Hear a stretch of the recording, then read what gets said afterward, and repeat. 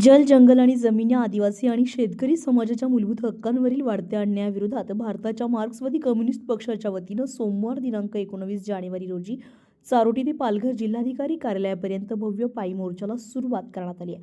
या मोर्चाला चारोटी येथे सुरुवात करताना कार्यकर्त्यांनी राष्ट्रीय महामार्ग क्रमांक 48 मुंबई अहमदाबाद हायवे रोखून जोरदार आंदोलन सुरू केलं. या आंदोलनामुळे काही काळ वाहतूक ठप्प झाली आहे.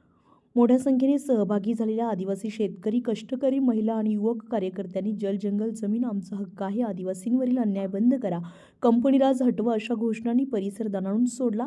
या मोर्चाचे नेतृत्व डहाणूचे आमदार विनोद निकोले यांनी केले. चारोटीहून निघालेला हा पायी मोर्चा शिस्तबद्ध पद्धतीने पालघर जिल्हाधिकारी कार्यालयापर्यंत जाऊन धडकणार आहे. मोर्चामुळे संपूर्ण परिसरात राजकीय आणि सामाजिक वातावरण तापलं असून आगामी काळात या प्रश्नांवर संघर्ष अधिक तीव्र होण्याची चिन्हे दिसत आहे.